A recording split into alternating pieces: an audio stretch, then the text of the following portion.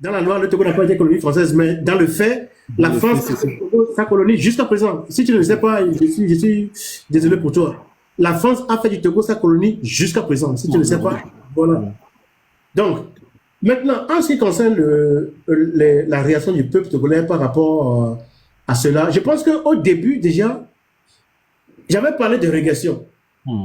La régression, c'est un mécanisme de défense par lequel l'individu se met dans une étape inférieure de développement pour pouvoir affronter une situation.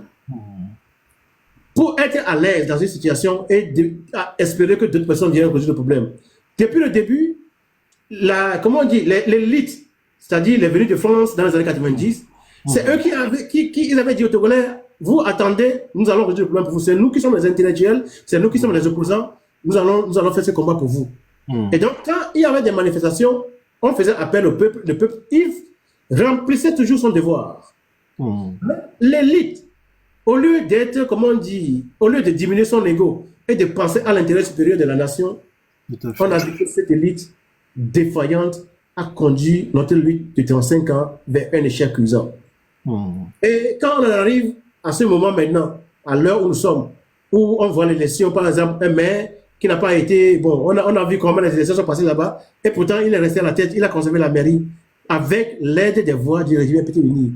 Donc, quand on voit le leadership qui a eu lieu jusqu'à présent, c'est un leadership défaillant, incompétent, un leadership qui n'a pas su mettre les valeurs, comment on dit, qui n'a pas su mettre l'intérêt de la nation au-dessus de leurs intérêts égoïstes individuels. Donc, ça a détruit beaucoup de choses. Maintenant, le peuple ayant reconnu maintenant qu'il ne peut plus compter sur certains leaders, le peuple est en train de prendre conscience que, au fait, le pouvoir est dans ses propres mains. Et donc, si nous arrivons maintenant à ce niveau, où tout le peuple togolais arrive à comprendre que le pouvoir est dans sa main, alors là, il comprendra qu'il suffit de l'exercer pour chambouler les choses, pour changer la donne. Donc, le peuple togolais doit comprendre que on parle de démocratie. Démocratie, c'est Demos et Kratos. Demos, c'est le peuple. Kratos, c'est la force. Donc, la démocratie se définit comme étant le pouvoir du peuple, par le peuple et pour le peuple. Donc, c'est un pouvoir qui émane du peuple. C'est le peuple qui donne à Cyril, ou bien à Romarickson, ou bien à une autre personne, le pouvoir de le diriger pendant un temps limité. Pendant 5 ans, pendant 10 ans, pendant 15 ans, ainsi de suite. Maintenant, si on remarque que ceux qui sont à la tête du pays, ils ne sont plus, ce ne sont pas des gens auxquels le peuple a, a délégué son pouvoir, alors il ne reste qu'un seul chemin. Les sciences politiques disent que parce que les autocrates quittent rarement le pouvoir par les élections, deux autres moyens non conventionnels sont apparus par lesquels ils sont évincés. Un, la révolte populaire. La révolte populaire, c'est quand le peuple se lève et renverse l'ordre unique établi. Numéro 2, le coup d'État. Le coup d'État, c'est la saisie illégale du pouvoir par les militaires. Maintenant, l'élection est écartée. Il y a seulement le coup d'État, il y a seulement la révolte populaire. Nos militaires, comme nous le connaissons, comme les escaris, eux, ils sont plutôt là pour protéger le colon contre le peuple togolais. C'est comme ça que leurs aïeux ont fait, et c'est ce qu'ils continuent. Maintenant, nos aïeux, eux, ils ont lutté jusqu'à ce qu'ils ont eu l'indépendance. Donc, nous aussi, nous devons prendre exemple sur nos aïeux et continuer cette lutte jusqu'à ce que nous nous libérions du suppôt du colon. Voilà là où nous devons arriver. Romarickson, docteur, je t'apprécie beaucoup pour ces éléments de clarification que tu amènes parce que tu apportes beaucoup de nuances dans la réflexion et cela corrobore beaucoup de prises de parole, beaucoup de points de vue partagés par les invités que je reçois dans mes lives. Quelque part, évidemment, il ne s'agit pas, à mon avis, d'éluder, de mettre de côté la responsabilité du peuple, mais il ressort de tout ce que les gens disent que finalement, c'est un peuple qui a toujours répondu, au fait. Donc, c'est pas un peuple qui a démissionné, c'est pas un peuple de peureux, c'est pas un peuple de poltrons. C'est vrai, il y a une part de peur, il y a une part de peur collective, ça, nous nions pas cela, mais le peuple a toujours quand même rempli sa mission, son mandat. Mais c'est plutôt ce régime, cette dynastie avec l'élite qui la protège, qui depuis la nuit des temps a toujours failli dans sa mission de libérer le peuple, de conduire le peuple au fait à son émancipation. Mais quelque part, est-ce que ce n'est pas un paradoxe? Un paradoxe dans le sens où nous disons que le peuple togolais, c'est un peuple d'intellectuels, c'est un peuple qui a toujours, entre guillemets, produit, c'est ça, produit vraiment des intellectuels, des intellectuels vraiment de haut niveau. Mais au même moment, l'élite qui est là, les élites qui sont, les intellectuels qui sont autour de ce régime-là, nous constatons aujourd'hui les abysses justement de leurs compétences. Dit autrement, ce sont vraiment des élites totalement incompétentes.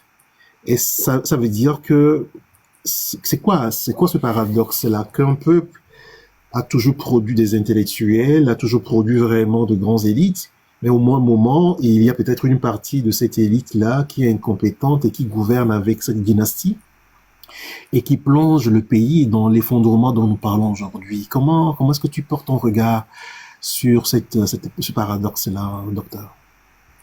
Oui, je pense que l'élite qui travaille avec ce régime, c'est des gens qui ont fait souvent, généralement, de belles études. Maintenant, ils étudient le mode opératoire de ce régime. Ils savent que celui qui est à la tête du pays, c'est un complexé. Parce qu'il n'a pas ce niveau-là. Il n'a pas le niveau pour diriger un pays. Maintenant, si tu fais fi des valeurs morales, ou bien il faut faire fi des valeurs morales pour venir travailler avec lui. Donc, il faut faire comment on dit, il faut faire le con pour manger le foin. Comment on dit ça encore en français? C'est ça, quoi. Donc, bien sûr, faire le con pour manger le foin, oui, c'est ça. C'est ça. Il faut faire le con pour manger le foin. Et donc ils jouent au con alors qu'ils ne le sont pas. Et cela leur permet quand même de manger le foin. Parce que là-bas, il n'y a pas de valeur morale, il n'y a pas de contrôle, tu peux voler l'argent de l'État, tu peux faire tout ce que tu veux, et tu as une certaine, une certaine vie élevée que tu peux faire là-bas. Or, dans leur âme, c'est ce que je dis. Ils sont autour de ce monsieur, mais ils souffrent dans leurs âmes. Souvent, on va en mission avec les femmes. On prend les femmes des généraux, des machins, on va en mission. Qu'est-ce qui se passe là-bas? Dieu seul sait. Et ils sont là-bas. Ils pleurent à la maison. Mais devant les tyrannos, ils sont obligés de souffrir, de faire le griot. Donc, la compétence doit être enterrée. Parce que quand tu parles de quelque chose que le tyranno ne connaît pas, et qu'il pense immédiatement que toi, tu veux faire un coup d'État. J'ai appris l'histoire d'un soldat cabier. Il est retourné au village, il a fait un prêt pour faire un projet. Et quand il a fait le prêt, ensuite il est allé au village, les gens sont venus le voir et disent que, Dadja, regarde que depuis là, nous n'avons pas de toilettes. Nous, on va toujours dans la brousse pour nos besoins. Donc le gars, ayant un bon cœur, a dit qu'il prend une partie du prêt qu'il a reçu pour aller construire les Gengo. Chez lui là-bas de la région de la Kara. À cause de ça, le monsieur a été arrêté et torturé. Parce qu'on dit qu'il veut faire du bien pour avoir un nom et ensuite faire un coup d'État. Ça veut dire que si tu es compétent et que tu vas dans ce régime, si tu démontres tes compétences, on pense que tu le fais pour avoir un nom et faire un coup d'État. Donc, pour garder ton fouet, tu es obligé de jouer au con. Et de jouer finalement à l'âne. En fait, je pense que la bonne expression, c'est faire l'âne pour avoir le foin. C'est ça. Donc, ils font l'âne pour avoir le foin. Et comme on l'appelle, l'expérience de Kako Nubupo l'a démontré. Un des plus brillants économistes africains. Quand il allait là-bas, à un moment, il voulait parler, il voulait décrire les choses, comment les choses doivent être faites. On l'a dit, mais allez, il faut faire l'âne pour jouer le foin. Si tu ne peux pas jouer l'âne, donc c'est ça. Donc, il a été dégagé. Donc, malgré toutes les compétences et mes compétences, si on va, maintenant on dit qu'on va servir ce régime, c'est qu'on doit laisser tout ce que nous avons appris et adopter le niveau de l'âne, adopter le degré intellectuel de l'âne pour pouvoir manger le foin dans ce régime. Dans le cas contraire, ta survie est annihilée. C'est ça. C'est même regrettable que le régime a réussi maladroit, parce que a réussi certainement intentionnellement, volontairement, à semer une fausse image, une image erronée de ce qu'on appelle les intellectuels. Il a réussi à semer ça dans l'inconscient collectif, en fait. Les gens aujourd'hui n'ont pas une très bonne représentation de ce qu'est un intellectuel en Afrique de façon générale, mais au Togo de façon particulière. Les gens pensent que tout ce qui passe sur les plateaux télé, donc la TVT ou encore d'autres chaînes qu'on connaît très bien dans ce pays et qui parlent très bien et qui sont des universitaires, qui sont à l'université, qui enseignent et tout ça, les gens pensent que c'est ceux-là qu'on appelle des intellectuels, en fait. Ils ont tordu totalement le sens de ce qu'est un intellectuel. On ne peut pas définir un intellectuel en évacuant la dimension éthique d'un intellectuel, parce que quand on est un intellectuel, on est censé porter une lumière, on est censé vraiment incarner une lumière, on réfléchit pour nous rapprocher de la vérité, pas de la vérité absolue, mais et pour y parvenir, on a besoin d'un minimum de valeur, on a besoin d'un minimum de qualités humaines. L'honnêteté, par exemple. On peut pas falsifier les faits, on peut pas être un intellectuel qui ment, en fait. On peut pas incarner de tel.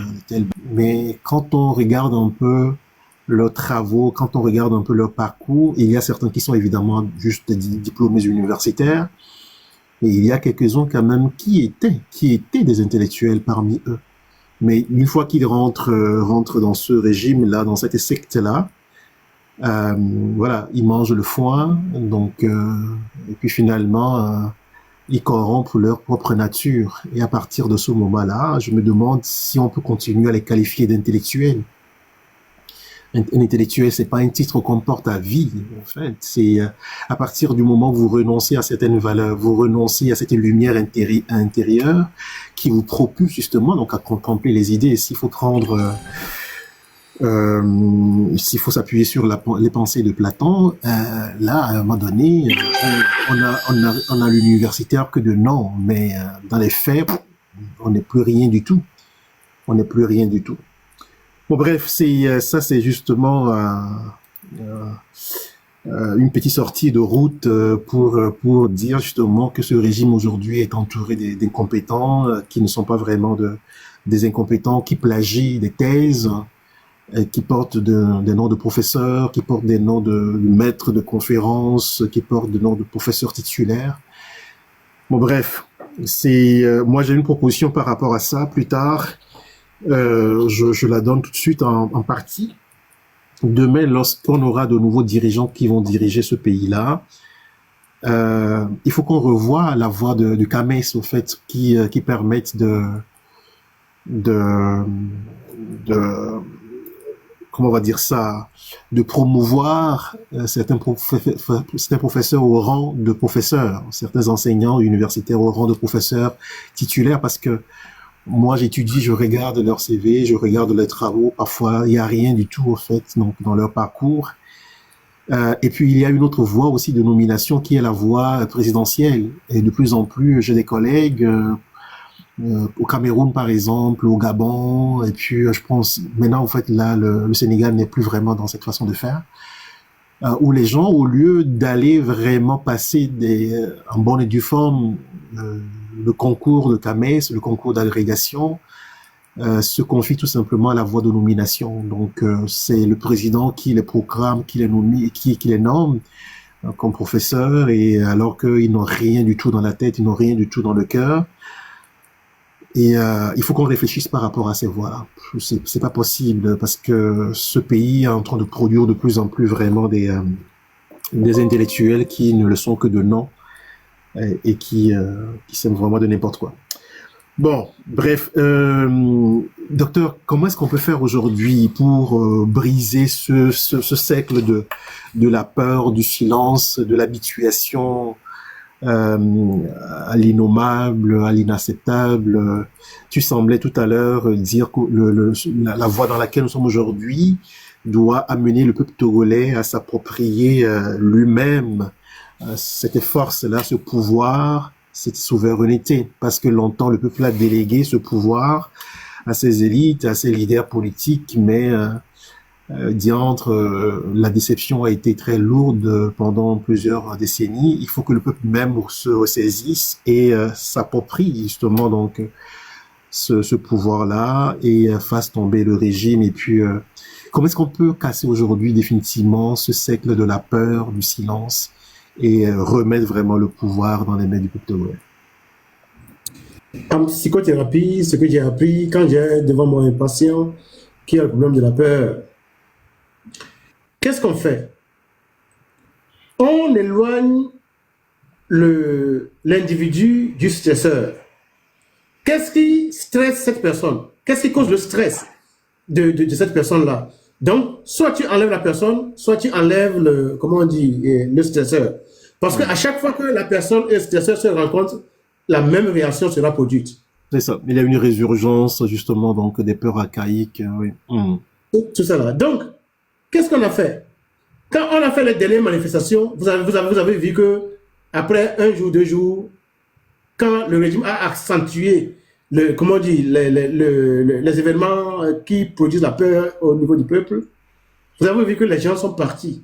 Certains ont quitté le pays, certains sont cachés, on a arrêté les gens, ainsi de suite. Maintenant, quand le peuple se retrouve dans ce mode, il est vite repris par les conditions de vie exécrables qui sont dans le pays.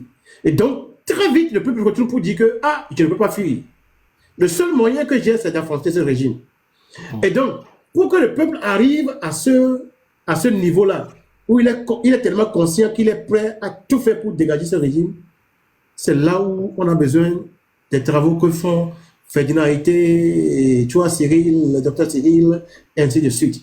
C'est-à-dire sensibiliser le peuple à savoir qu'il n'a pas d'autre issue si ce n'est affronter ce régime pour pouvoir le vaincre. Et donc, quand ça commence, il ne faut pas oublier que le peuple était dans une autre trajectoire. Quand on a envoyé les miliciens, on a envoyé les militaires tuer les gens, c'est des événements traumatisants. Donc les gens sont partis sur un chemin de la peur. Maintenant, à peine sont-ils sur le chemin de la peur qu'ils se rendent compte que leurs conditions de vie sociale, la misère, le prix de l'électricité, le prix de l'eau et tout ça là, ils ne peuvent pas le payer. Et donc maintenant ils se demandent, mais qu'est-ce qu'on doit faire? Et donc le cerveau le dit automatiquement, il faut se retourner contre ce régime qui vous faisait peur. Donc c'est à nous maintenant de leur expliquer les raisons pour lesquelles ils doivent être forts et non faibles. Parce que sur la terre, quand tu es faible, chacun peut se disposer de toi. Quand le lièvre est faible, le chien vient, il prend le lièvre. La panthère vient, il mange le lièvre. Le lion vient, tout le monde mange le lièvre parce que le lièvre est faible. Donc, nous ne pouvons pas accepter cette position de faiblesse parce que le pouvoir dans tous les pays appartient au peuple. Donc, prenons conscience que le pouvoir nous appartient et allons renverser l'ordre inique qui est établi sur nous. Et puis, c'est fini comme ça. Certains pensent que le peuple togolais, ce qui n'est pas ma position, je sais vraiment de qui je parle, je sais de quelle position je parle parce que il y a certaines associations, certaines personnes qui disent le peuple n'est pas encore prêt pour faire la révolution. Parce que souvent, j'ai l'impression que quand ces gens-là y parlent, ils réduisent au fait la révolution, la révolte à la phase de confrontation uniquement contre le régime dynastique et puis contre l'armée. Que le peuple togolais n'est pas prêt à affronter donc ce régime-là. Est-ce que tu partages également cette position-là, que le peuple togolais c'est un peuple de peureux, un peuple qui n'est pas encore prêt au fait à faire sa révolution? Est-ce que c'est une opinion que tu partages aussi? Là, j'aimerais parler des théories, mais je vais parler seulement des faits. Si on arrive sur les réseaux sociaux il y a à peine 1 an, on peut penser que les Togolais sont un peu peureux.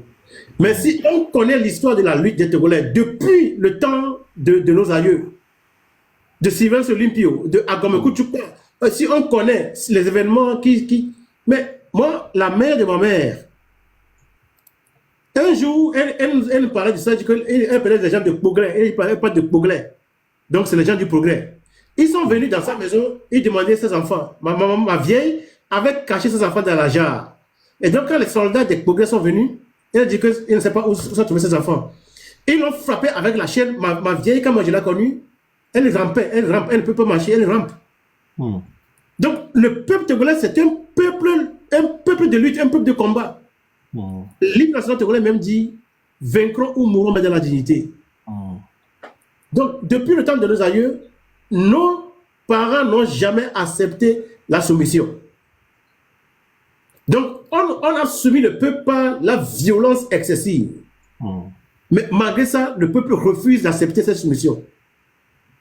Donc, nous sommes un peuple courageux. Il y a des phases dans lesquelles ça tend vers le bas, mais nous sommes désormais encore dans la phase où ça va vers le haut. Il suffit qu'on ait une masse critique. Si on met 1 million, 2 millions de Togolais dans les rues, de 5 ans jusqu'à 9 ans, le régime de M. Faye Gnassingbé va s'effondrer dans l'espace de quelques heures. C'est ça. C'est ça. Donc, la masse, c'est notre force. C'est la masse qui nous protège. Aucun militaire ne peut tirer sur une foule de 1 million, de 2 millions de personnes. Ce n'est pas possible. Donc, c'est la masse qui nous protège. C'est la masse qui nous donne la force d'aller là où nous voulons pour nous saisir des symboles de l'État. Merci. C'est la masse qui est un paramètre important. C'est autour de la masse également que se créent les liens de solidarité, et c'est ça qui protège un peuple qui est dans une révolution, dans une révolte populaire, et ça, c'est quelque chose de très fondamental. Je pense même que c'est l'antidote à la peur collective que ressentent les Togolais. Quand on sort massivement, on est protégé. Quand on sort massivement, la peur change de camp. La peur est désormais dans le camp de l'ennemi, dans le camp de notre adversaire, de l'ennemi de notre ennemi en fait. Donc si nous restons cloîtrés à la maison en disant que non, je ne suis pas concerné, c'est seulement la lutte de quelques personnes, nous on a déjà fait cette lutte-là avant, c'est à la génération actuelle de faire ce qu'elle peut faire, et que nous on ne se sent pas concernés. Quand on raisonne comme ça, quand on ne prend pas nos responsabilités, on brise justement les liens de solidarité et on expose nos propres enfants. Donc, ce qu'il faut faire le 8 décembre qui vient, c'est de sortir massivement. Que tout le monde sorte, que les vieux sortent, que les personnes âgées sortent, que les jeunes sortent, que les femmes sortent, que que tout le monde sorte, que les enfants sortent, qu'on envahisse les rues, et on verra que ce régime va trembler. On a déjà vu ce régime trembler à maintes reprises. Et donc, c'est pas un régime que nous devons continuer à idéaliser. J'ai l'impression que on a souvent fait ça. Je sais pas si c'est ton point de vue également, docteur. Moi, j'ai souvent l'impression que, puisqu'on sait que un régime qui est dans la violence, qui exerce une violence politique, qui exerce de la terreur, qui pose des actes de barbarie, c'est un régime fondamentalement, en psychosociologie, c'est un régime qui a peur lui-même. Le régime lui-même, il a peur.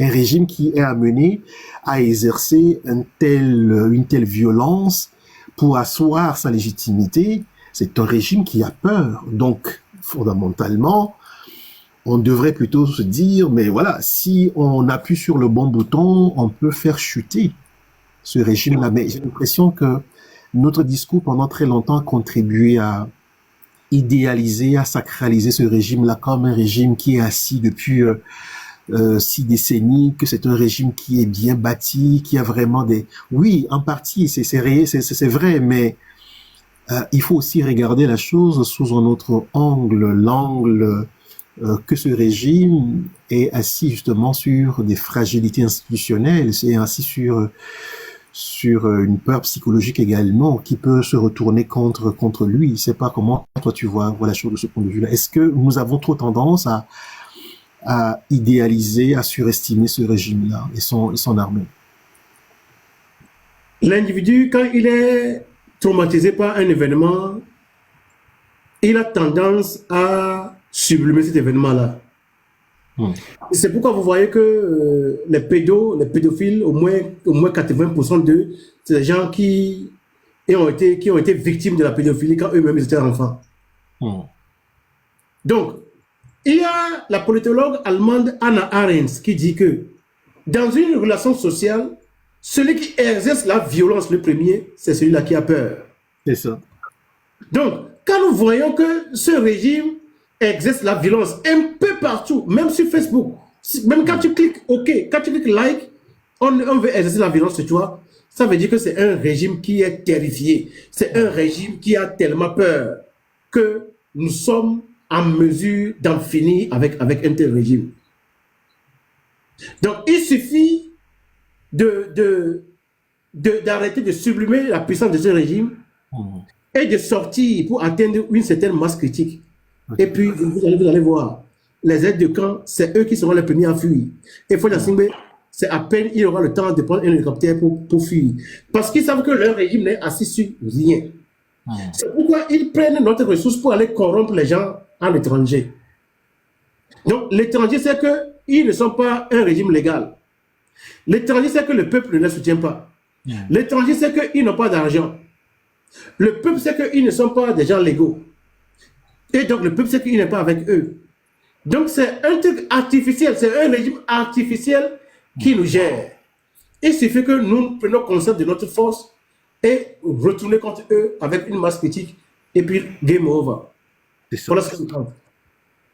Deux questions avant justement donc de faire monter le panel. Donc, je demande à notre modératrice Zita, si elle est là, donc de commencer à lancer ce message-là dans l'espace commentaire. On va faire monter à ceux qui aimeraient poser des questions au docteur Alonor Marikson, et puis ceux qui voudraient également faire des contributions. L'avant-dernière question que je voudrais te poser, c'est cette question commence déjà en fait à m'échapper moi-même, mais je peux la poser de cette façon. Alors, si on se projette, commence à se projeter dans la phase après la chute de ce régime, comment est-ce qu'on peut demain reconstruire la conscience civique du peuple togolais, reconstruire ces valeurs qui ont été bafouées? Tu nous as parlé de dépravation sexuelle, tu nous as parlé de plein de choses. Comment est-ce qu'on peut reconstruire justement la conscience civique de parce que c'est la conscience qui est la lampe qui nous guide. Donc si cette conscience elle est éteinte, elle est moussée, c'est difficile de bâtir une nation, c'est difficile de faire élever donc cette nation-là. Mais moi je crois même d'ailleurs que nous sommes destinés à une exaltation divine, comme j'ai eu l'occasion de le dire dans le dernier live. Si demain nous devons reconstruire notre pays, quelles sont les stratégies, les méthodes à mettre en place pour restaurer, reconstruire cette conscience civique-là? Je sais pas si tu as quelques réflexions à partager avec nous, parce que je considère aussi que on doit maintenant commencer à donner de l'espoir à notre peuple, que ce que nous visons, c'est pas uniquement la chute de ce régime-là. C'est pas seulement que ce régime tombe demain, mais oui, que ce régime tombe, mais après, il y a tout le travail de la reconstruction, de la restauration qui viendra. Quels sont tes éléments de réflexion à ce sujet-là, docteur Marikson? Je pense que quand on va défaire ce régime, il y a deux périodes. La première période, c'est la période immédiate après la chute de ce régime. Qu'est-ce qu'on fait? Heureusement que de leurs erreurs, nous avons appris. Bismarck, l'empereur allemand Bismarck disait que les intelligents apprennent des erreurs des autres, mais c'est les cons qui apprennent de leurs propres erreurs. Donc, les erreurs qu'eux, ils ont commises pendant 60 ans de gouvernance, nous avons appris de ces erreurs-là, de leurs erreurs. Première chose, qu'est-ce qu'on doit faire? Il faudra passer dans un type de justice qu'on appelle alternative, où il y a la CVJR, par exemple, comment on l'appelle encore, Comité Justice, Vérité et Pardon. Et donc, il va falloir pardonner à beaucoup de personnes. Au même moment, dès qu'on dépasse cette phase, on tire les choses au clair. Donc, il y a une liste, on a le nom de certaines personnes, on voit jusqu'à quel degré on peut pardonner les gens pour pouvoir vivre dans la paix et avoir un pays. Ça, c'est un sacrifice que le peuple togolais sera obligé de faire. Et dès qu'on dépasse cette étape-là, on commence par instaurer la méritocratie. On apprend aux Togolais que si tu veux être riche, il faut que tu mérites cette richesse. Tout ce que tu veux avoir, tu dois le mériter. Ce n'est pas en faisant à tel coup que tu vas devenir riche. Ce n'est pas en quémander que tu vas devenir riche. Ce n'est pas en appartenant à un parti politique que tu vas devenir riche. Ce n'est pas parce que tu viens d'une certaine ethnie que tu vas être riche. Mais tout ce que tu veux, il faut commencer par le mériter. Le fils du président a les mêmes conditions d'études, comment on dit, les mêmes conditions, oui, c'est ça, comme le fils du cultivateur. On pose les mêmes questions, celui qui apprend, il réussit. On fait les mêmes concours.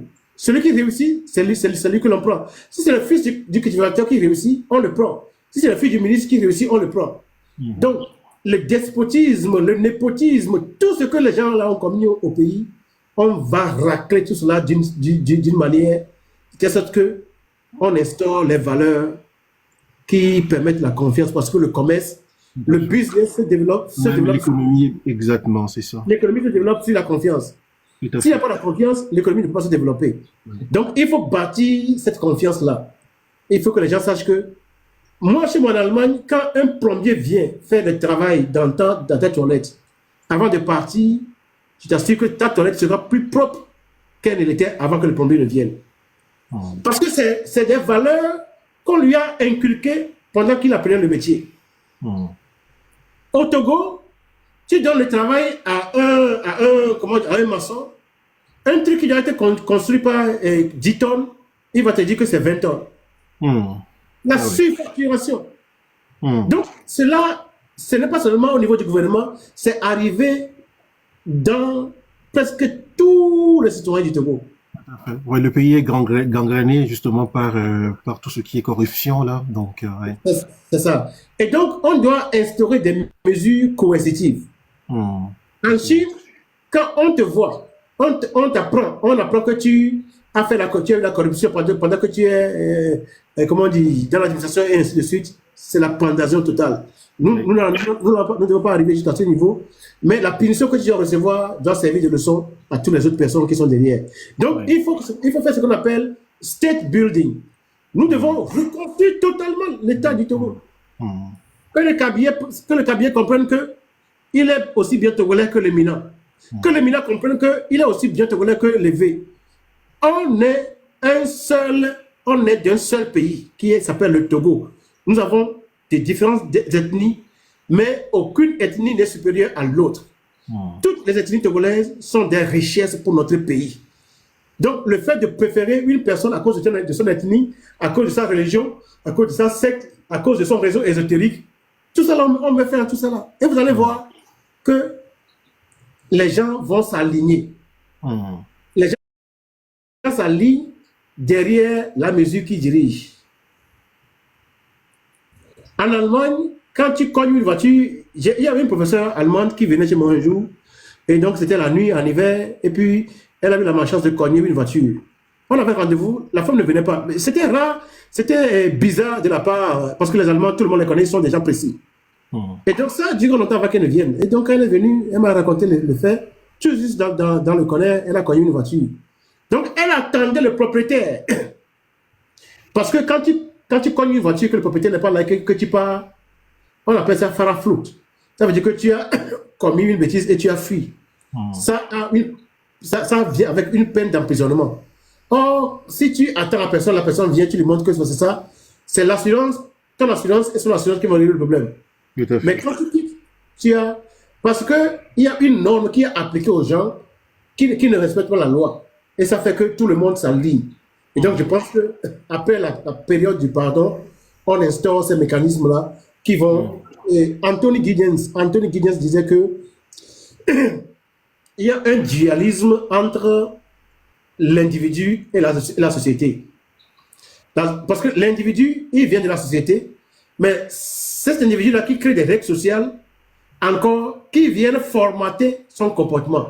Donc, il y a un dualisme entre la société et l'individu. Donc, on crée des règles sociales qui vont formater le comportement des citoyens togolais de telle sorte qu'on puisse développer notre pays. C'est possible. Nous avons des sociologues, des politologues, nous avons des compétences qui peuvent nous aider à faire ce travail. très intéressant. Donc, il y a un travail de nettoyage qui doit se faire là, justement. On veillera quand même que ça ne soit pas la chasse aux sorciers, aux sorcières, comme on le dit. Mais je pense que le vrai travail de la CVJR là, ça va être justement le vrai travail là, parce que on a vu comment ce régime a exploité les recommandations de la CVJR qui a été dirigée par paix à son âme, Monseigneur Barriga, Nicodème Barriga. Mais le vrai travail qui doit être un travail qui restaure la justice, qui restaure vraiment la confiance entre les filles et les fils de la nation. Ça va arriver et il faut que ce régime se prépare à ça.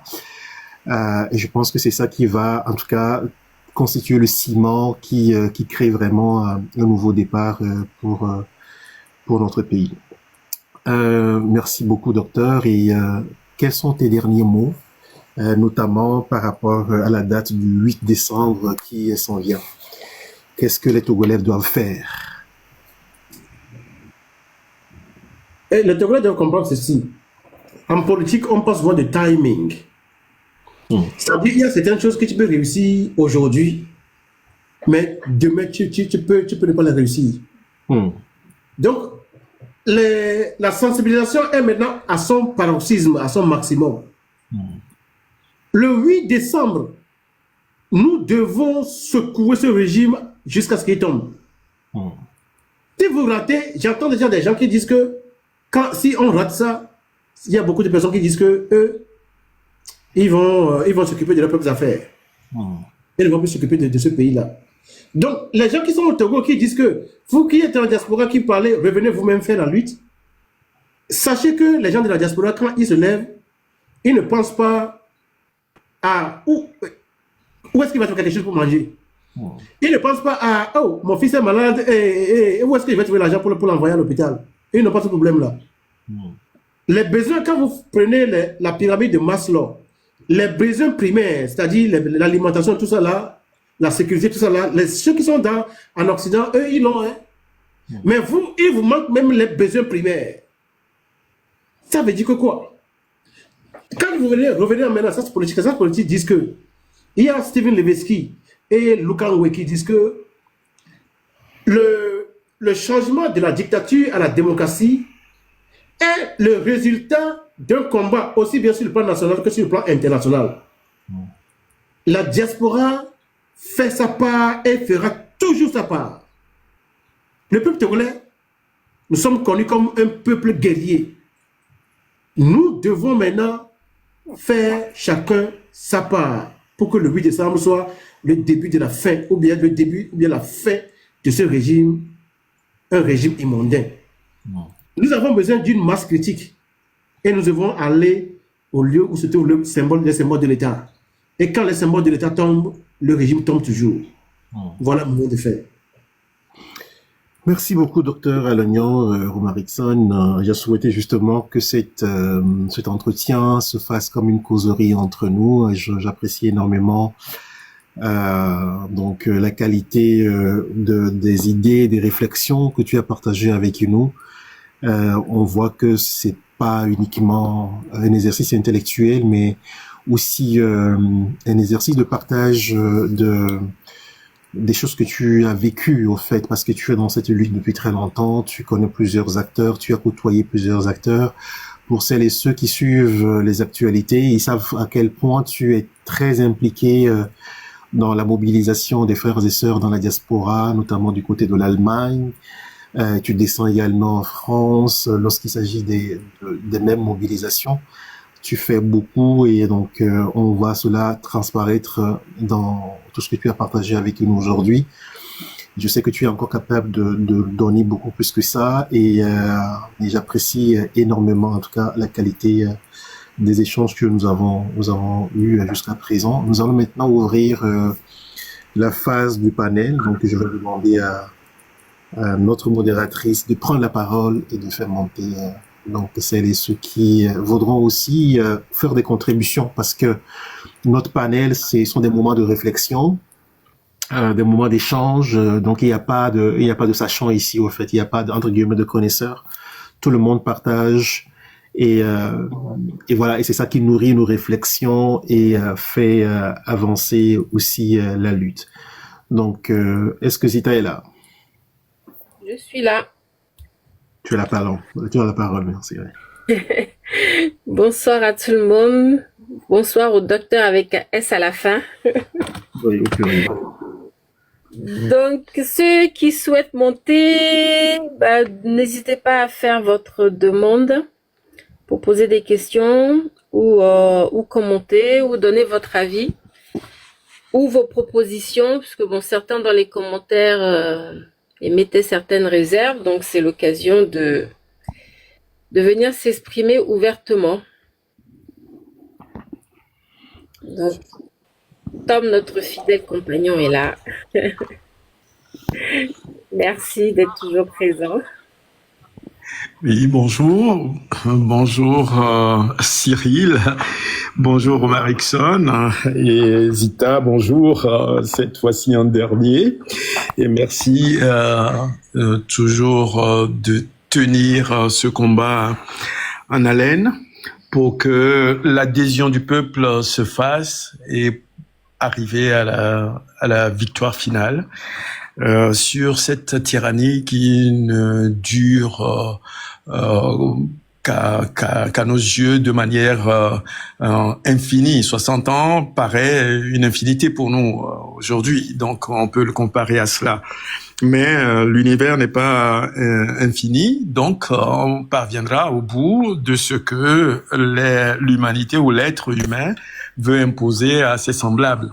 Ça, irrémédiablement, parce que nous n'avons pas une durée de vie illimitée. Voilà. Alors, merci mes frères de ces analyses-là croisées et de nous démontrer que nous sommes non pas seulement dans quelque chose d'innommable, mais dans quelque chose aussi qui peut atteindre nos âmes dans son intériorité, si je veux dire cela, parce que au vu de ce qui nous arrive, on peut penser que nous avons acquis quelque chose d'inné qui est sorti de la brimade que nous subissons. Et je ne le crois pas, et je ne crois pas que ça pourrait devenir génétique chez un Togolais.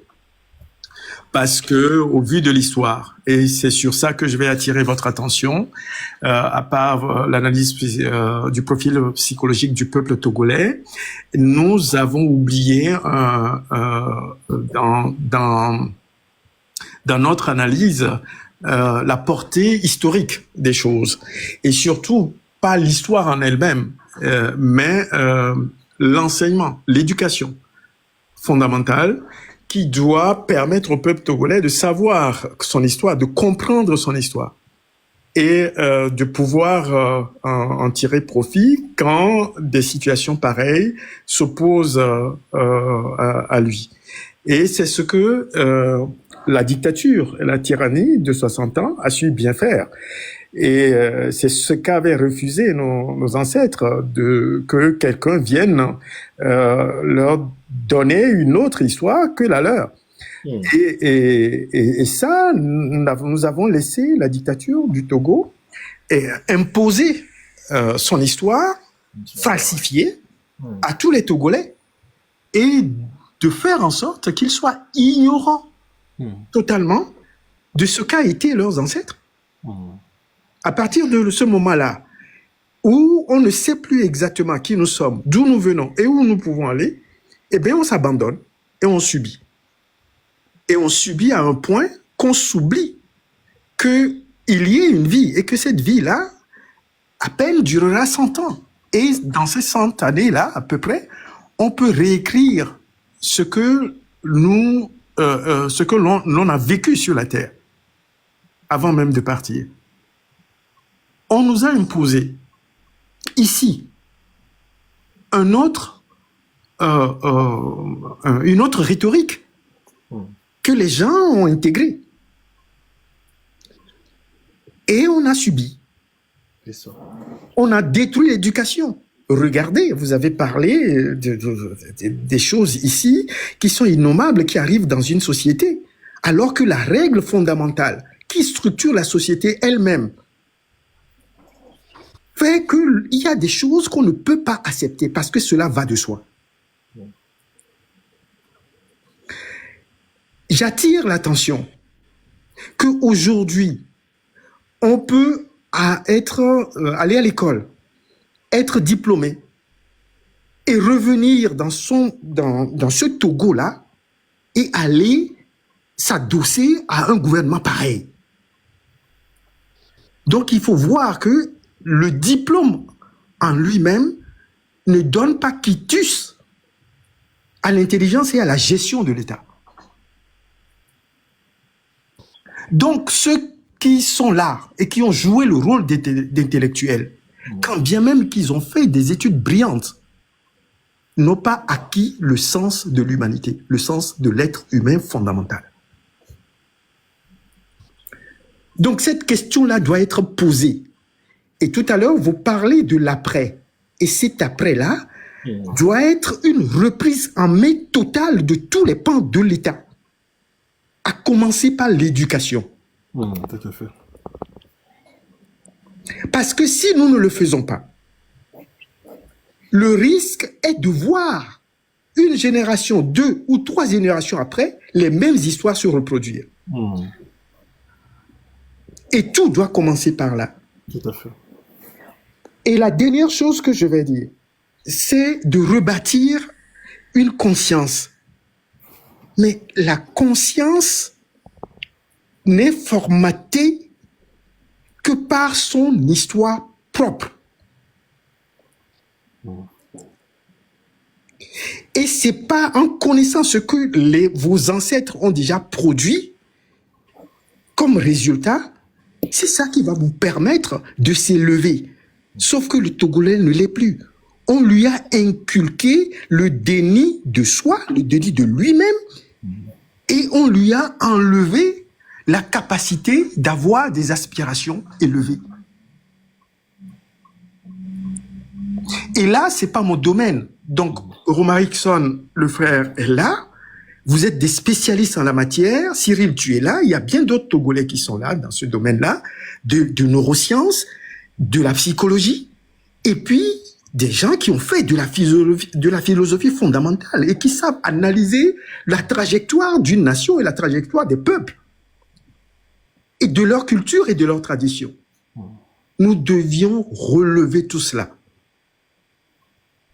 Et cela ne se produira que lorsque nous aurons pris l'État en charge pour le redresser. Alors, ma question à vous deux, Romarickson surtout, qui est l'intervenant d'aujourd'hui. Mais le peuple est prêt. Est-ce que l'élite qui soutient et oriente ce peuple est-il prêt dans ce Togo-là d'aujourd'hui? En existe-t-il encore? Quelle est la question? Je sais que cela existe parce que vous êtes là, vous deux. Mais malheureusement pour nous, en exil et en diaspora, mais sur le terrain, qui peut prendre en charge cette direction-là? Ici, comprenez-moi bien, je ne parle pas de leader. Je parle des gens qui, à des moments précis dans la trajectoire révolutionnaire, prendront la parole pour dire là, allez-y, là, n'y allez pas. Je sais aussi que le peuple et la jeunesse d'aujourd'hui sait fondamentalement, connaît fondamentalement ce qu'ils vivent et peut aller d'eux-mêmes chercher cette victoire-là. Mais une fois terminé, que ferons-nous de ce vide? Telle est ma question. Docteur Romarickson, en tout cas, merci tout d'abord, chers collègues, chers cher Tom, je vais le dire comme ça, cher Tom, Tom le Yoruba pour cette contribution, cet éclairage. Je pense oui, la dimension de l'éducation, nous en avions parlé un peu brièvement, mais peut-être que nous avions trop centré donc l'analyse sur l'aspect psychosociologique qui est un peu politique aussi, mais ça fait bien longtemps que nous soulignons justement ce côté éducation. Tu ajoutes également la dimension historique aussi. Peut-être que j'aurai l'occasion de revenir là-dessus. En tout cas, merci pour cette contribution et puis pour la question que tu as soulevée. Je laisse d'abord la parole au docteur Omar Rickson. Peut-être que je pourrai compléter après. Oui, docteur Omar Rickson. Oui, en ce qui me concerne, je pense que aussi bien sur le territoire national que de la diaspora, il y a des élites. Il y a des élites qui ont le sens éthique nécessaire pour la période après M. Fonia Singwe. Et je le dis parce que je suis en communication avec beaucoup et j'en connais aussi bien au pays que de la diaspora. Et donc, sur ce côté, je pense qu'il n'y a rien à craindre. Il n'y a absolument rien à craindre. Il y a des gens qui vont venir et qui vont restaurer la dignité du peuple togolais. Ça, je le sais et je le crois fermement à 100%. Voilà ce que je peux dire pour l'instant. Dr. Cyril peut compléter. Oui, c'est effectivement ça. Ça a été toujours une question qui m'a taraudé. Mais il y a un aspect très très nuancé dans la question de Tom le Yoruba qui est très important. C'est peut-être même bien avant la chute. Est-ce que on aura cette élite-là, quelques personnes dans cette élite-là qui vont prendre définitivement la parole? Je considère aussi, je m'aligne sur la réponse donnée par Omar Rickson, que oui, mais nous leur lançons l'appel, et ça fait déjà quelques semaines, quelques mois que nous disons cela. Il faut que cette élite commence à s'apprêter pour ne pas être surprise par les faits, par les événements. Ce qui est de la mobilisation des ressources des ressources intellectuelles, des ressources humaines, évidemment, pour restaurer notre pays, ça, je pense que on ne doit pas vraiment avoir de doute par rapport à ça. Même si nous disons qu'aujourd'hui, le Togo ressemble un peu au Gomorrhe, Sodome et Gomorrhe, dans ce Sodome et Gomorrhe-là, il y a quand même des gens qui sont équipés, qui ont un minimum d'éthique, de valeur, des compétences justement pour redresser ce pays-là. Et ça, donc, du coup, à ce niveau-là, il n'y a pas vraiment de doute, il n'y a pas de doute à se faire.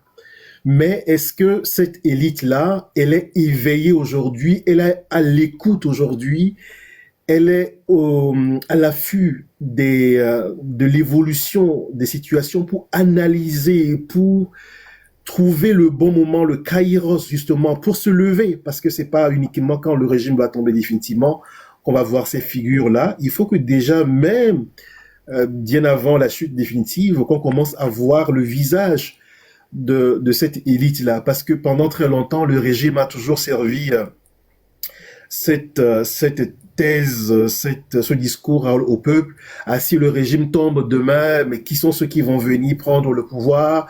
Ben non, c'est toujours fort qui est fort et qui peut diriger le pays. Ceux qui viendront après n'auront pas les compétences, n'auront pas les moyens et tout.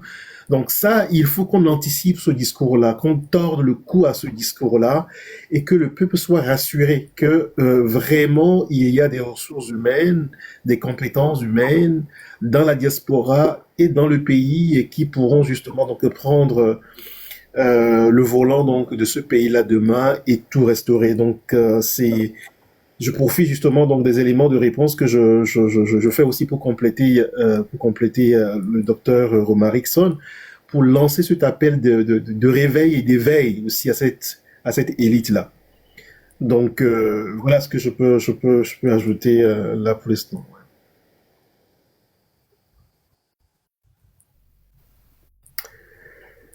Oui, si je puis me permettre. Oui, bon, si je puis me permettre, si vous me donnez votre assentiment. C'est vrai, nous savons qu'ils sont là et qu'ils sont présents en partie sur le terrain, mais est-ce qu'ils sont aussi tétanisés comme le peuple lui aussi par cette peur? Là est la question fondamentale. parce que, étant sur le terrain, ils ont toute la latitude de dire et de dire non. Certains le disent, mais dire non n'est pas encore, enfin, je ne sais pas. Dire non n'est pas enfreindre la loi. Est-ce que vous voyez ce que je veux dire? Tout à fait. Non, je ne suis pas d'accord. Ne serait-ce que ces trois mots-là alignés suffisent pour se positionner. Est-ce que vous voyez? Et c'est ce que je crois Cyril voulait dire tout à l'heure. C'est cela. Hein? On n'a pas encore commencé de faire la politique quand on donne un avis personnel sur un état de fait. Et c'est ce que moi je veux entendre. C'est ça. Ça encouragerait le peuple. Et c'est cela. Ça encouragerait d'ailleurs, comme, oui, si tu le permets, comme j'ai fait des réflexions avec vous ici quand j'ai eu je pense qu'il y a un bruit qui vient de mon côté. J'ai lancé des réflexions ici en disant que ceux qui sont dans le pays, ils peuvent ne pas prendre la parole individuellement s'ils pensent que ils seront exposés après la prise de parole publique. Ils peuvent quand même se mettre aussi en groupe. On peut se mettre en groupe, 5, 10, 20, et de façon anonyme, et fait valoir nos points de vue, fait valoir nos opinions. Je pense que les contingences telles que nous les vivons aujourd'hui dans le pays font que les gens ont peur de prendre la parole individuellement et ils ne se sentent pas protégés. C'est seulement lorsque on se mettra en groupe et c'est lorsque le peuple se lèvera que quelque part cela peut servir de bouclier, de couverture à ces élites-là individuellement prises d'oser prendre la parole. C'est pas que les gens n'ont peut-être pas suffisamment ce courage, mais après, s'ils ne se sentent pas protégés, même dire tout simplement non peut faire perdre certains, peut amener certains à perdre leur boulot, leur poste. Donc les gens sont dans ces calculs-là. Je ne considère pas que ce soit la bonne façon. Normalement, on devrait avoir plus d'audace que ça. Mais quand on sait que le régime tient vraiment pratiquement tout le monde au portefeuille, tient tout le monde par le ventre dans ce pays-là, il y a quand même à comprendre pourquoi certaines personnes sont encore dans le mutisme aujourd'hui. C'est pas pour les déculpabiliser ou les déresponsabiliser.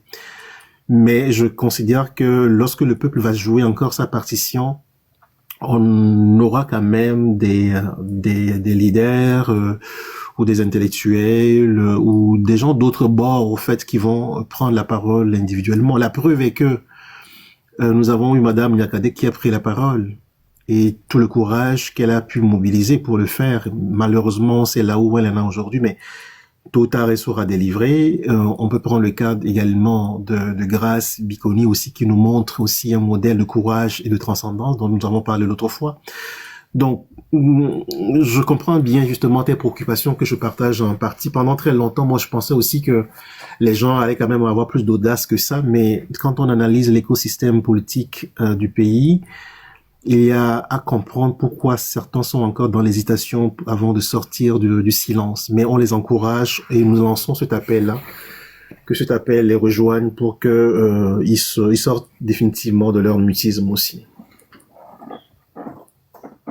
Ok, merci beaucoup. Je vais m'arrêter là pour l'instant parce qu'il y a, je pense, d'autres qui veulent intervenir et j'interviendrai plus tard pour une ou deux questions encore à notre petit frère Omar Rickson qui est là et dont j'ai apprécié son analyse et qui m'a en tout cas élevé. Voilà, je me tais pour l'instant.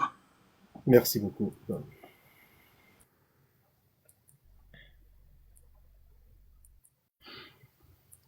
Alors, Zita, notre modératrice, est-ce qu'il y a d'autres personnes qui veulent aussi intervenir? J'ai l'impression que de plus en plus les gens... Les gens hésitent. Ouais, c'est ça. Zita, je sais pas si tu as... Est-ce qu'il y a d'autres personnes qui aimeraient monter? Il Là, je ne vois pas de personnes qui ont demandé. J'invite quelques-uns, voir si... Si les personnes veulent aussi motiver pour le 8 décembre, vous avez aussi la parole. Hein. Le but, c'est vraiment qu'on arrive au terme de cette mascarade, si on peut en parler ainsi. Nous avons encore quelques minutes avant de finir, mais si entre-temps, justement, donc je peux peut-être entretenir, nourrir un peu cette réflexion qu'a lancé donc Tom le Yoruba, avant que d'autres personnes ne montent dans le panel. Docteur Romarickson, hein, tu pourras aussi apporter tes bribes de réflexion autour de ça. Je considère et j'affirme que ce que dit Tom le Yoruba est très très très important. Et je ne vois pas comment ça pourra se faire autrement pour restaurer demain ce pays-là. L'une des voies par lesquelles nous devons passer, l'un des ministères que nous devons vraiment considérer, reconsidérer, c'est le ministère de l'Éducation, dont il faudra définir autrement le mandat. L'éducation nationale, l'éducation civique, citoyenne, est un pan entier justement qu'il faudra prendre à bras le corps et de façon sérieuse pour restaurer notre pays. Je considère aussi que le ministère de la Justice est un ministère cardinal dans cette restauration-là. Un troisième ministère, c'est le ministère des Armées. Ou de je sais pas comment l'appelons, c'est ça le ministère des Armées, c'est ça. C'est un autre ministère également qu'il faut prendre aussi à bras le corps. En définitive, c'est tout l'ensemble, comme l'a dit Tom le Yoruba, c'est tous les pans du pays qui sont aujourd'hui en décrépitude, qui sont aujourd'hui en lambeaux. Mais le risque aussi, c'est de vouloir embrasser tout en même temps en négligeant l'effet levier, au fait.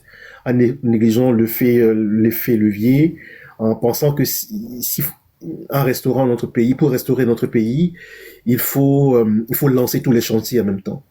Pour moi, il faudra faire vraiment preuve d'une intelligence collective et stratégique surtout, pour savoir quels sont les ministères sensibles sur lesquels on peut vraiment s'appuyer et penser que dans 5 ans, dans 10 ans, on pourra vraiment aller réparer le moteur de notre pays. Mais à vouloir demain lancer tous les chantiers en même temps, on pourra peut-être en voulant, on peut finir par mal étreindre les choses. Tous les sentiers sont importants, tous les pans sont importants, mais il va falloir définir, identifier les pans stratégiques justement qui vont favoriser la restauration de notre pays. Évidemment, je n'oublie pas le ministère de l'économie, des finances également, pour qu'il y ait tout un nettoyage vraiment dans ce pays-là. Mais la thème centrale de ce que je suis en train de défendre, c'est identifier les ministères clés, les ministères stratégiques qui vont permettre donc de restaurer ce pays-là dans 5 ans, dans 10 ans, dans 20 ans, en tout cas, ce qui doit être fait dans l'immédiat et dans le court terme pour qu'on puisse observer les fruits à moyen terme. Donc ça, c'est une réflexion également que je voudrais entretenir et qui est un sujet qui me préoccupe, mais qui occupe beaucoup une place dans mes réflexions depuis bien longtemps déjà. C'est pas ce que tu en dis, Dr. Romarickson. Oui, je pense que comme tu l'as dit, il faut vite commencer un certain nombre de choses. Je parlerai par exemple de state building, il faut nation building, il faut créer hein? Rebâtir la nation, c'est ça. Oui, c'est ça, il faut rebâtir la nation.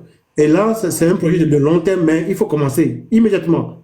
Maintenant, nous avons parlé par exemple de la confiance. La confiance, ça se base aussi sur la justice. Donc le système de la justice, automatiquement, on doit épurer, on doit enlever les juges véreux, machin là, mettre de l'ordre dans l'appareil judiciaire du Togo. Et là, les entreprises internationales auront confiance et elles viendront investir au Togo. Et donc, il faut attaquer l'éducation, il faut voir surtout la santé. Dans un bref délai, les infrastructures sanitaires, il faut en construire. Et voilà les dossiers pressants.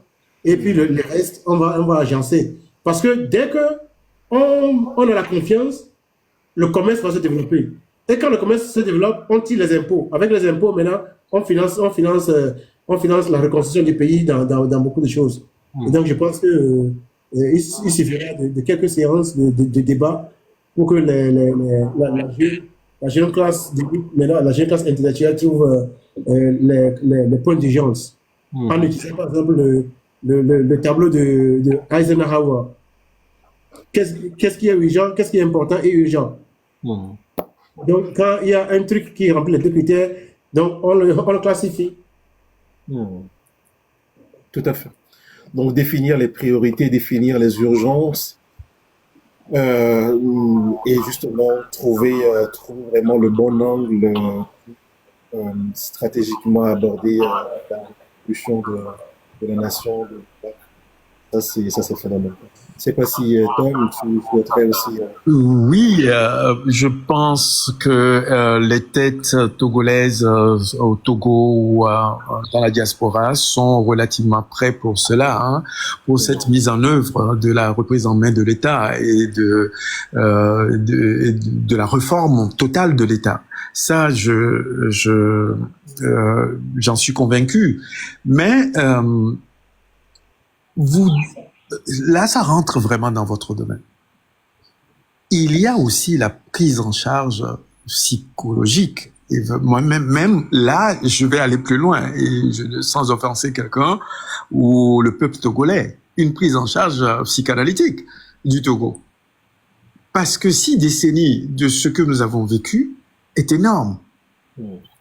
Et c'est là que quand je vois le docteur Romarison en train de dire que peut-être ça peut laisser des traces dans l'âme des gens, dans leur génétique même presque, ça devient effrayant.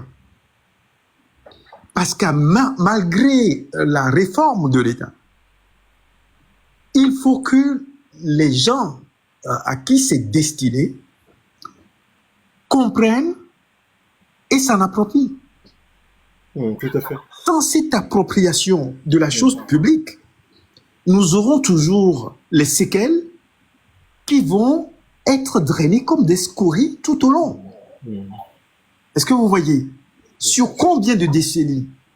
Là, je ne peux pas le dire. C'est vous qui êtes les spécialistes de neurosciences. Il faudrait dresser une analyse ou un état des lieux de ce qui nous attend au Togo. Et je sais que vous allez le faire. Je sais que Cyril y travaille depuis un moment en observant cette société, en mettant des analyses et surtout des mots-clés là-dessus. Et il faudrait que ça devienne quelque chose de naturel. Une fois qu'on sera débarrassé de cette tyrannie et que ce suivi soit sur de longue durée. Parce que le Togolais à rebâtir doit être un Togolais, mais extrêmement fort, parce que la manière dont la dynamique de la sous-région se produit actuellement, nous sommes un petit pays. Il faudrait que nous ayons la capacité, la solidité mentale pour pouvoir affronter non seulement les pays qui nous entourent et le monde par-dessus tout. Tout à fait. Tout à fait, c'est une très très belle réflexion justement que tu avances, cher aîné Tom. Et on y réfléchit. Je pense que on est même à une phase où on est en train de réfléchir sur les indices, les indicateurs qui permettront qui serviront de levier pour accompagner la réforme qui viendra demain, le changement qui viendra demain. C'est parce que nous avons tellement accumulé beaucoup de retard et il faut, pour rebondir demain, pour rattraper le train demain, il faut un travail de libération mentale, il faut un travail de libération cognitive. Et je dois même dire aussi que faut pas qu'on se nourrisse trop d'illusions, parce que après l'après-chute, le post-Gnassingbé, la phase post-Gnassingbé ne va pas être que qu'une période facile, hein. Ça va être aussi une période éprouvante par moment. Et donc, en tout cas, on mettra quand même des réflexions à la portée donc de nos prochains dirigeants quand même pour qu'on puisse vraiment bien accompagner ce peuple-là, pour que le peuple ne retombe pas dans ces travers. Bien longtemps, je parle des tares dans la personnalité du collectif du peuple togolais. On a tellement beaucoup de tares, beaucoup de blessures, beaucoup de traumatismes dont il faudra guérir demain. Et ça passe aussi par la justice. Ça passe par, c'est pas ici quelque chose au niveau individuel qu'il faut entrevoir, c'est au niveau collectif. Donc ça passe par l'éducation, ça passe par la justice, ça passe par mais par exemple le travail qui se fera au niveau de l'économie en mettant de l'ordre, en punissant vraiment les corrupteurs, tout acte de corruption, tout ça justement, c'est tout ça mis ensemble et qui permettra donc de restaurer la confiance chez le peuple togolais. Donc on y réfléchit et que Dieu nous donne vie et je pense que on fera notre contribution le moment venu. Docteur Romarickson. Oui, je pense que tu as tout dit. Je ne peux qu'applaudir ce que tu as dit. Merci beaucoup. Il n'y a plus d'autres intervenants. Donc, nous remercions tous ceux qui nous ont suivis. L'autre fois, nous étions 4000. Là, j'aurai l'occasion tout à l'heure de voir combien nous sommes. Et là, c'est affiché juste 60 ou 59 ici. Mais derrière le rideau, il y a beaucoup de gens que nous encourageons à s'abonner donc à notre page et puis à aussi sortir de l'ombre pour venir dans la lumière. Ça va encourager quand même les gens verront justement que beaucoup participent quand même à ces moments de réflexion. Et je signale que toutes celles qui aussi aimeraient apporter des contributions, des réflexions, il suffit tout simplement de me contacter, hein. Donc je programme une émission et puis je vous accueille, je vous invite. Et vous venez partager donc vos réflexions avec nous. Ici, il n'y a pas de connexeur, comme on dit, il n'y a pas de sachant, il n'y a pas vraiment de grand. Non. Nous apprenons au fait déjà à nous exercer à l'intelligence collective. Ça, c'est quelque chose sur lequel j'attire beaucoup notre attention depuis bien longtemps déjà. Nous devons sortir du jeu solo, du jeu à jouer seul. Nous devons sortir de cette carte-là. Nous devons apprendre à bâtir ensemble, à mettre ensemble nos petites intelligences, et c'est ça qui fait rayonner un pays. Donc, celles et ceux qui souhaitent aussi faire des contributions, écoutez, écrivez-moi, et puis on organise une émission. Je vous demanderai tout simplement, mais quels sont les thèmes sur lesquels vous vous sentez à l'aise? Dites-le moi, et puis après, je vous propose quelques questions, et vous allez réfléchir autour de ça, et voyez même la beauté de la chose.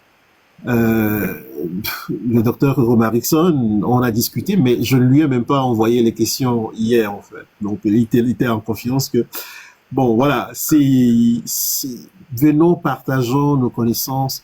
Et c'est ça aussi qui inspire confiance à nos jeunes qui sont dans le pays, qu'ils ont des aînés, des frères, des petits frères qui sont aussi à l'extérieur et qui apportent leur contribution intellectuelle. Donc, voilà.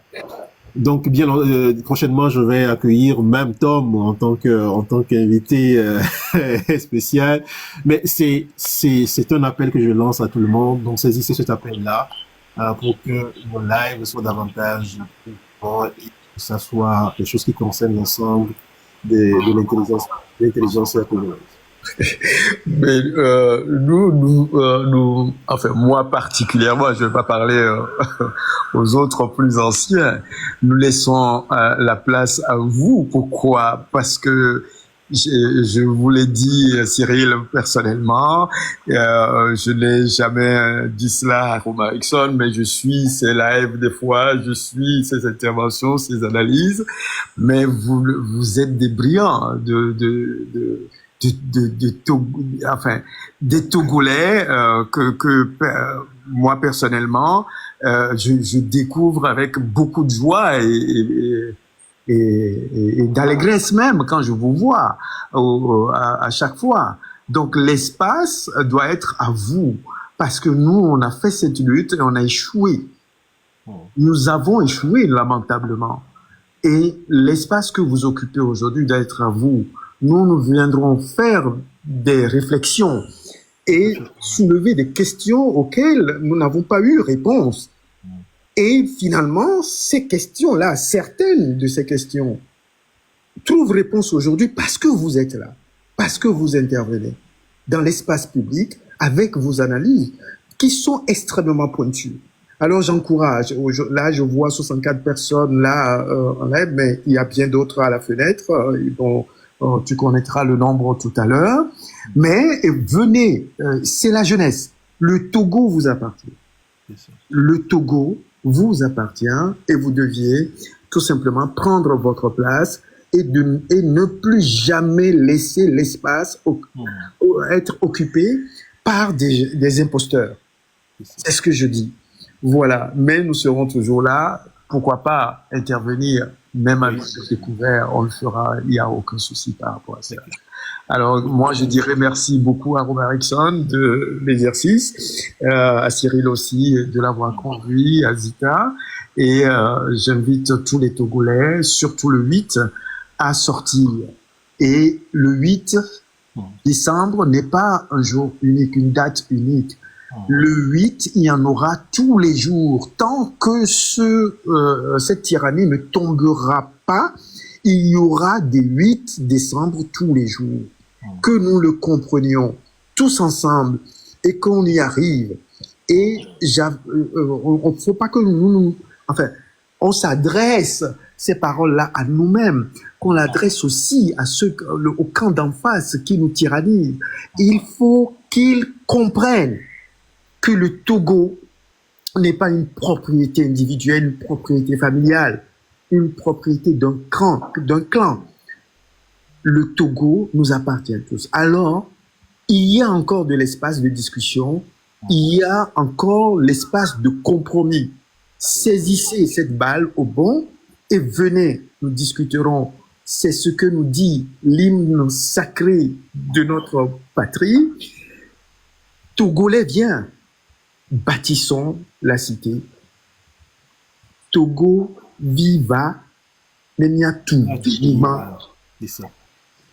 Et c'est une parole justement donc qui nous rappelle la façon pour Grace Bikoni donc de signer la fin de ses lettres. Nous avons pris le temps d'écouter la 4e lettre qu'elle a adressée au peuple togolais, mais surtout en réponse à la sortie donc de la gendarmerie donc dont nous avons parlé au tout début. Nous aurons l'occasion de revenir sûrement sur la 3e lettre et la 4e lettre comme je vous l'ai dit au tout début. Je vais prendre un peu le temps pour voir comment est-ce que je vais organiser le prochain live, s'il y aura un invité ou pas. De toutes les façons, vous le découvrirez. Mais je vais prendre le temps de voir sous quel angle je peux encore vous proposer un thème donc sur la 3e lettre et la 4e lettre donc de Grace Bikoni. Donc, une fois encore, merci d'avoir suivi donc ce live. Nous allons clôturer comme nous le faisons toujours avec notre hymne national. Aujourd'hui, nous allons juste exécuter le premier. Juste 2 secondes, s'il te plaît. Oui, d'accord. Zita, oui, s'il te plaît. Répondre à Tom que je suis pas d'accord sur le fait que vous n'avez rien fait comme tu dis. Ok, très bien. Moi, je dirais plutôt que, en fait, c'est un travail qui se fait dans le temps. Quand on regarde les tablettes qu'on utilise aujourd'hui, tactiles et compagnie, c'est Apple qui l'a démocratisé, mais il n'a pas été inventé par Apple. Donc, juste pour dire qu'en fait, quelqu'un commence et quelqu'un continue, quelqu'un termine. Donc, le travail a été commencé par une partie d'entre nous. D'autres ont continué et en ce moment, d'autres sont en train de continuer également. Et par la grâce de tous nos ancêtres et de nos aïeuls, avant la fin de cette année, ces personnes vont terminer ça. Donc, faut pas dire que ce qui a été fait n'a servi à rien, bien au contraire. Si ça n'avait pas été commencé par les anciens, les nouveaux ne seraient pas là aujourd'hui. C'est maintenant que les nouveaux allaient commencer. Merci en tout cas. Merci Azita pour ton indulgence. Franchement, ça a regardé un peu, mais ce sentiment est toujours là et on le verra comme une victoire une fois que toute la jeunesse reprendra les rênes de cet État. Voilà ce que j'attends irrémédiablement tous les jours. Donc ça arrivera. on va se débarrasser définitivement de ces amertumes. Voilà. Alors, oui, juste un instant, si vous me le permettez encore. Pour Grace, je veux dire ceci aux Togolais. Avant même que notre petit frère Cyril n'aille sur la réflexion de ces 2 dernières sorties, enfin, en tout cas, messages, on peut faire en sorte qu'elle soit libre. Et nous savons comment le faire.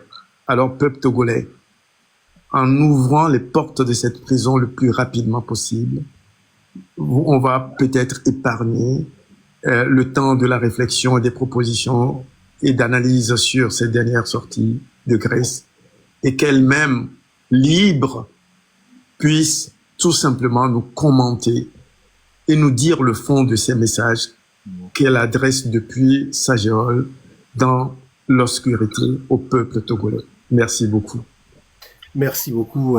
Merci. Je voudrais surtout dire merci à Zita qui nous a accompagnés, qui a recadré un peu aussi les choses, et merci d'avoir été vigilante, de nuancer justement ce que disait tout à l'heure Tom le Yoruba. C'est une continuité. Donc c'est une continuité dans ce combat, dans cette lutte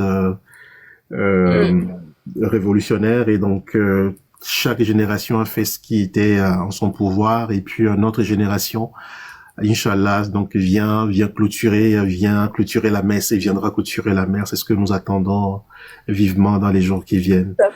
Et les Togolais ne s'est jamais laissé abattre, comme disait le docteur Omarison. On s'est toujours défendu. C'est ça. Et on se défendra toujours. Et je vais juste terminer par une réflexion pour tout le monde, que il faut qu'on prenne conscience que ce gouvernement a essayé de nous abrutir, mais ça va finir. Et on se rend compte que ils ont amené les gens dans les fêtes, dans l'argent facile. Il n'y a pas de programme pour les jeunes, il n'y a pas de programme social. On a mis les gens dans la religion. Et là, on se rend compte par la sortie de la DG que même la religion dans laquelle eux-mêmes sont en train de nous faire croire que c'est là où on doit aller, eux-mêmes n'y croient pas. Et eux-mêmes ont peur de cette même religion. Donc, il faut que nous, on prenne conscience de ça et qu'on agisse en conséquence. Ça sera mon mot de la fin.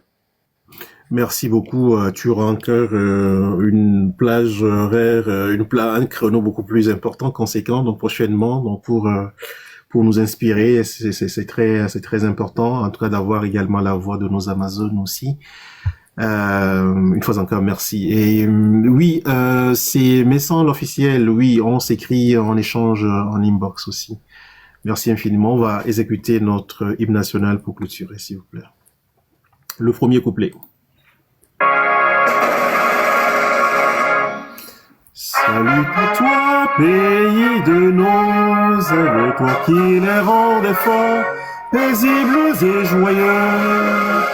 Cultive vos vertus, vaillance, pour la postérité. Que vienne le tiers, soupir vers la liberté. Togo debout, dansons de vaillance, en honorant, mais dans la dignité. Rendez-toi seul, mouche exalté. Du Togo pour la prospérité. Togo les biens, bâtissons la cité. Bonne semaine à chacun d'entre nous, portez-vous bien, et que le message que nous adresse Grace Bikoni parvienne à la conscience de chacun d'entre nous, que la semaine soit positive et fructueuse pour chacun d'entre vous. Merci bien, au plaisir. Bye bye. Merci. Au revoir. Au revoir à tout le monde. Merci. Au revoir. Au revoir.